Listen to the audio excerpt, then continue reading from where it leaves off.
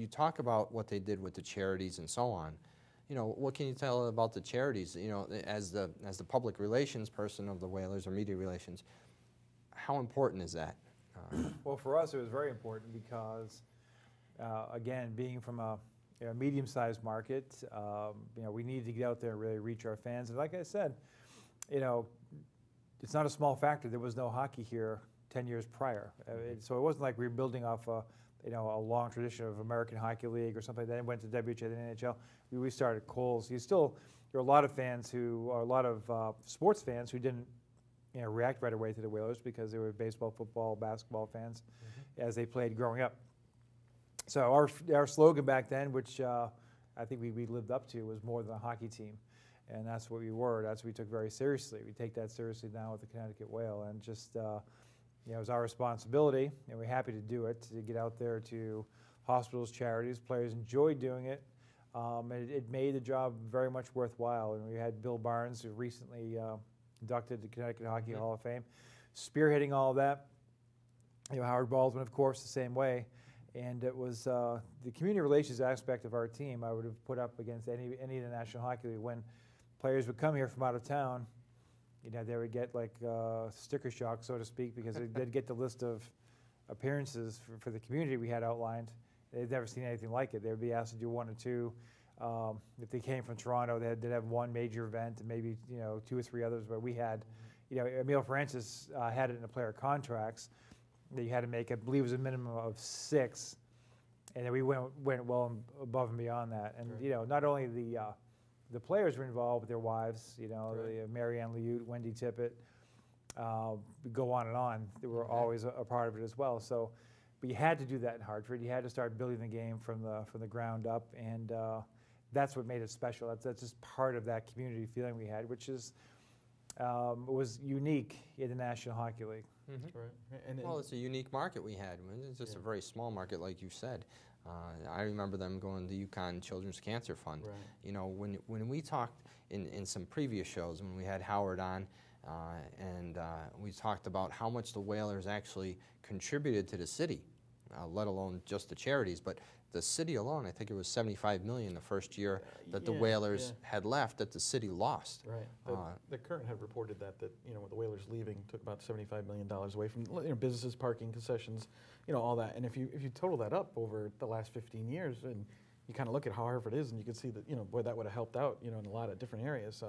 You know, so it's good to have. I mean, the most important thing is to keep hockey in Hartford as long as we can. But you know, the goal is to get back to where we were, because you know, I think we proved that, you know, when we have a competitive team on the ice, that the fans do support the team. They do. I mean, in '86, '87, I think they were the 4th best team in the NHL in terms of points. I think it was 93. Right. Is that correct? Yeah. So I mean that's in 4th. I mean, you think about that. And there was a lot of experts at the time that they're saying, you know, I think the Whalers can go all the way this year. I mean, if this city had won a Stanley Cup, it would have, you know. Well, it really would have sealed our fate here, and you know, it would have been great to have another. But when you look at Hartford and you look how special it is, and still the potential today is amazing. We just have to get people to back, whether it's Howard's plan or anyone else's plan, to not. And I think Jim Amian said it best about 5 years ago, and that was, instead of calling us the little sleepy state in between New York and Boston, make it a place where people want to stay, where they want us to come in here, and that it's not just a layover, that there's a lot of neat things to do here, and treat it as a major league city. And you know, Jim Amian said it best, you know, treat us like the major league city that we are. And you know, he was a great proponent of bringing back the Whalers and the NHL to this city. Unfortunately, he has now stepped out of the public area and doing a private thing now. But it was great to hear him sit right there next to Al Victor, who was down there, you know, tooting the horn and let's go with the Whalers Booster Club. So. And you get a lot of naysayers who say, well, you know, they don't like the Green Bay of hockey reference because, you know, they think of Green Bay as a Super Bowl winning team. And it's not really necessarily to me about that. It's about the market is small enough, like, where we all know each other and everybody knows each other and everybody, you know, talks about the team and you get in touch with the media and you can reach out to them and that it brings this interconnecting network where, you know, just in Hartford alone, in a 17 square mile, there's 121,000 people here. Exactly. You know, and then if you go half hour out, you're talking 2.3 million, something like that. I mean, it's just, there are a lot more people here. there, and you know with South Windsor and Bolton and all these arenas, Cromwell, that there are good youth hockey programs. All the way in Southington, we don't have a rink. Yeah. But we have a hockey program. Yeah. So I mean, it is a grassroots type of hockey state in its own right. Yeah, the youth hockey here is tremendous. I mean, the support that youth hockey has given us in the American Hockey League has been amazing. But you look back, and amateur hockey, youth hockey was a very small factor in the state of Connecticut prior to the Whalers' arrival, and we're on the front page of the sports page every day, and the top of the fold. That says a lot, and it just the enthusiasm was great. So a lot of these kids had that experience playing youth hockey in Connecticut, seeing the Whalers play. Now their parents, and they'd like to have I think that's what it comes down to. A lot of it is you want to share that experience that you had with your kids, and we've got a great product at the AHL. You can come down and for relatively inexpensive dollars, you can see a great product, highly underrated product. But I understand, and I hear it all the time, for a lot of people, it's just it's not the same experience. And you're a kid now who's here at school here, let's say, or whatever. You don't remember necessarily ever seeing the Hartford Whalers play hockey. So now we've lost a generation there, but they still long for it in a way because they hear about it all the time. Sure. Hartford was in Major League sports scene, and when they're going to school with their friends from Boston or New York or whatever, we were right there as far as hockey was concerned, and we were right in the mix, and it was a great experience. And so you do have that generation of kids now who've been very far removed from it and are curious about it. Buy the merchandise, want to know a little bit more about the team, and unfortunately, sometimes the Whalers get cast as hapless, loser. It really wasn't. Despite what I said before, it was if you look at the totality of the franchise from the World Hockey Association through 1990, it was a very good franchise in both leagues, and the last several years, I think, colored what people's memories are somewhat. But overall, it was a proud franchise, an excellent franchise, and I hope that someday another generation can have that same experience of coming into the XL Center and seeing 15,500 people there to watch hockey on a nightly basis. When you look back at the crowds we've had, specifically this year after the rebranding, 13,000 the first night. You have to wonder, were they just curious? Did they come out just because? I don't know. I sit there and I watch, and the guy who sat right near us with the big sign that said, I've waited 13 years for the Brass Bonanza. When I saw that, I said, all right, this could be one of those people. Those people who need to come out and stop being so disgruntled about the Whalers leaving. Trust me, I am too, but you have to come out and support what we have. It's so tremendously important that we have numbers.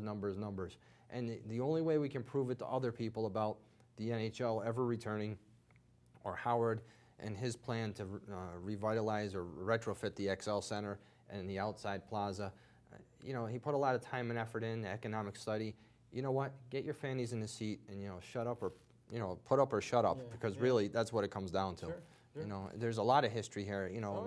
Mark's been nice enough to come on and really bring us down a trip down memory lane when you had the Abrahamson brothers. We've had Cap Rader, Al Smith. These guys from the past that people remember the Whalers, and I loved them. But when you go further back, and then you realize that Hartford really has a rich hockey tradition. They really have to realize that this is what we're building upon now with the young people. Right. And yes, I want to sit with my son at a Whalers game. Right. I mean, that's the dream now, and it's not. Maybe there's a long road ahead of us, but it's not an impossibility. I mean, if we look at just the Whalers when they were the Hartford Whalers, they played 689 regular season games here, 22 playoff games, and they drew almost 9 million people, in that time frame. And I think about like what you said when you started off. I remember October 31st, 1987. It's Halloween night, and Ron Hextall, the rookie goalie, comes into Hartford. and they hang 7 goals on him. It'd never been done before, and I know the season was early, but Hextall was this brick wall. Exactly. Who later on went on to play the Edmonton Oilers and dragged them to 7 games and win the Conn Smythe Trophy.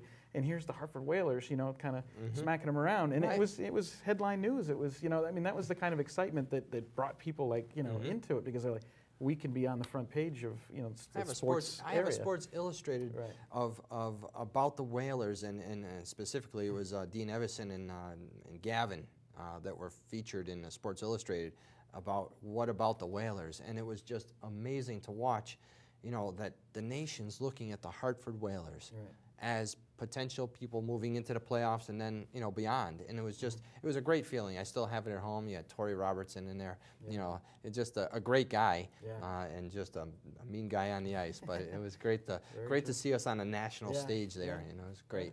And you knew a lot of these players. Is there any players that you remember in the mid '80s who told you things about Hartford that kind of maybe surprised you or interested you in the way that they told you? I just think the main thing was for myself, really my first job out of college, and I was you hear a lot of talk about athletes, professional athletes, what's going to be like. Now my job is essentially I was liaison between the players and the media, the community, and our front office. So I was the only one who really spent appreciable time outside the team personnel in the locker room with the guys every day.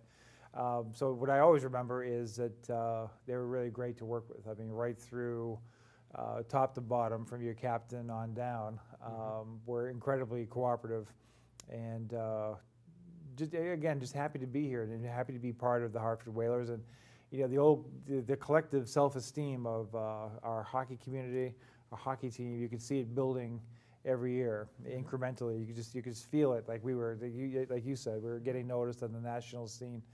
And but these were guys who look when their careers ended, and you look back at those team photos of '85, '86. It's like a who's who of the coaching fraternity. You've got Kevin Dineen, Dave Tippett, Joel Quenneville, Ron Francis, player personnel in Carolina, Doug Jarvis, Dean Evison. You can go on and on. They are. Even John Anderson was coaching Atlanta, I think, the year before. Had a great conversation with him, and it was great. I was down in North Carolina, and I saw one of the Hurricanes games, and I put the hex on it. I said, come on, lose. And John Anderson's team ended up winning that night. He had Kovalev, and so after the game, I was able to go downstairs, and John Anderson walked by. I saw Chuck Caton, Skip Cunningham, just a blast from the past. It was just tremendous.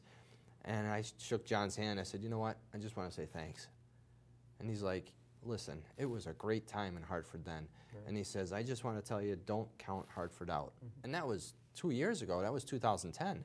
And for him to say that, it gave you a little maybe.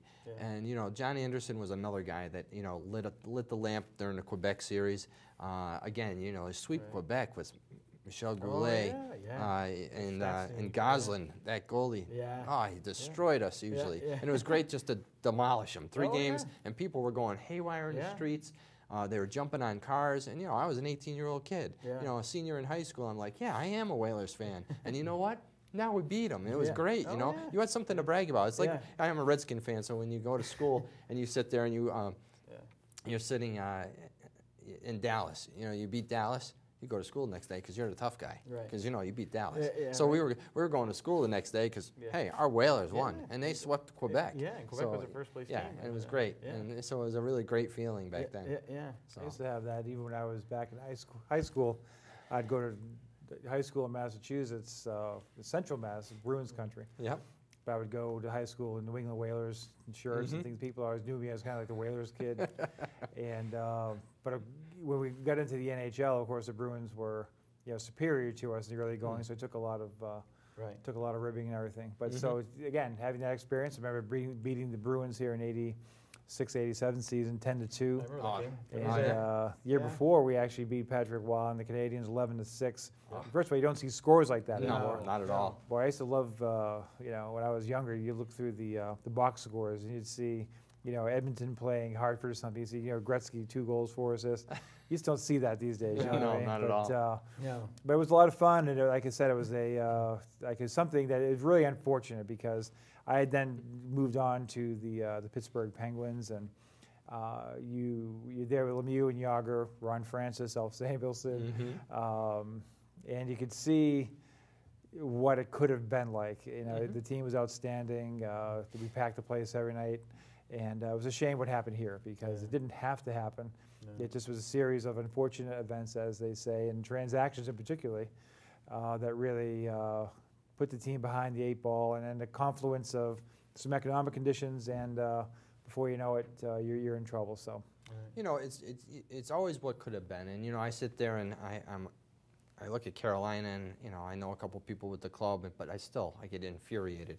But we'll continue in a conversation in a couple minutes, and we'll check you next time in the next section of Whaler Talk.